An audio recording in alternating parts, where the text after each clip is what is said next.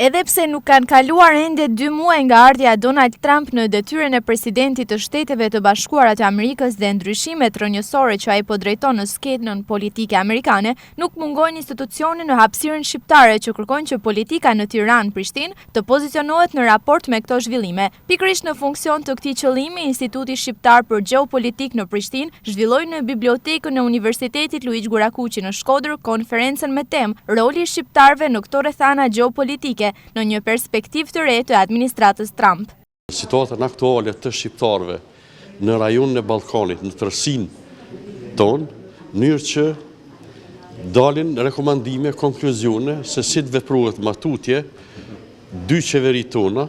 duke i përfshirë edhe shqiptarët në gjitha territoret ku jetojnë, si në Malzinë, Maqedoninë, në Serbinë, domethënë në Kosova lindore, por pa i përjashtuar edhe diasporën. Kur u pyet nëse është herët për të përcaktuar qëndrime pasi administrata Trump ende nuk ka kaluar 2 muaj në drejtim, Krasniqi u përgjigj.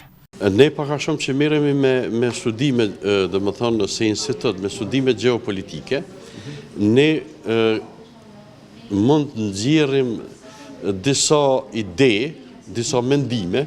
se si janë apo si cilësohen veprimet e administratës Trump në funksion të realizimit të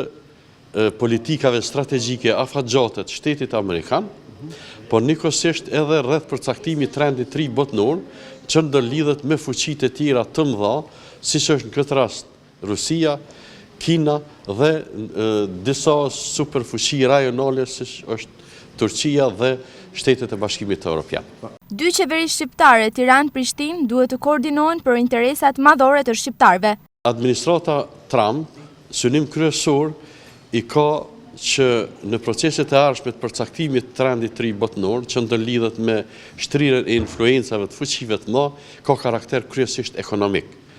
Dhe 2 qeverit tona duhet të orientojmë programet e tyre, qofshin ato, domethënë vendore, qofshin edhe ato që kanë impakt apo ndikim në rajon tepër shtatin me politikat apo synimet e Shtetit Amerikan në administratën e re, Trump, sepse edhe atje ka filluar një reformë e thellë, domethënë duke bërë përpjekje që Amerika të jetë fuqi ekonomike, sepse ka tendencë që në këtë rast Kina